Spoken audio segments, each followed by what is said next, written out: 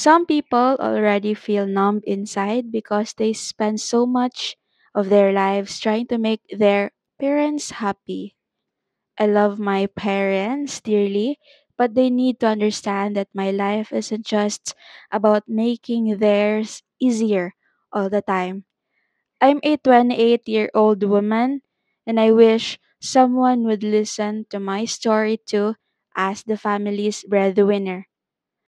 Pagkatapos kong mag-graduate at nag-sideline akong full-time professor sa isang college, yung ama at ina ko laging umaasa na lang sa akin.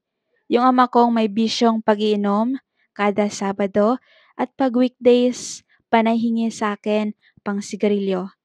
Tanging yung ina ko ay matagal naman naging housewife at walang ibang alam na trabaho kundi bahay lang. Tapos may bisyo naman sa soft drinks.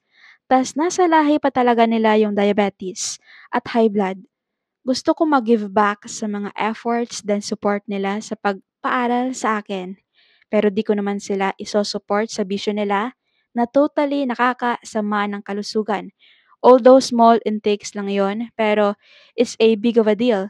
Nag-online teacher ako at okay rin ang pasahod dahil foreign students ang nahahandle ko pero grabe yung hatian pagdating ng pera.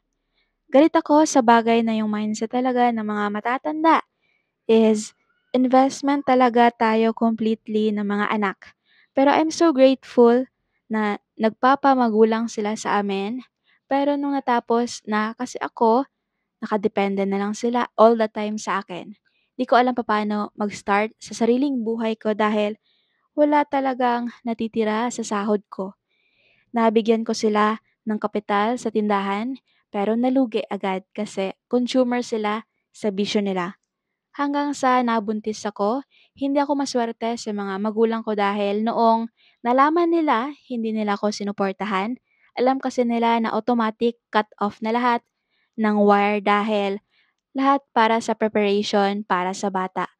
At nag-apartment kami, saktong parinig pa sa Facebook ang inabot ko at nagbibingihan na lang ako.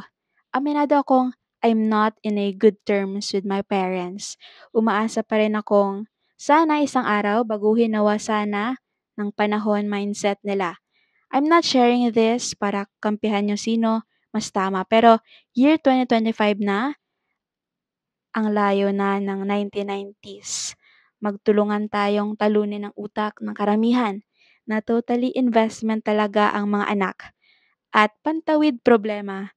Maraming anak, more chances of winning. Deserve ng bawat bata ang magandang mundo, malayo sa mga problema. Hindi ang pagkatapos mag-graduate, siya na bahala sa buong pamilya. Siya na naman ang maghihirap at ganun pa rin ang pangit na cycle. Yun lamang everyone, maraming salamat.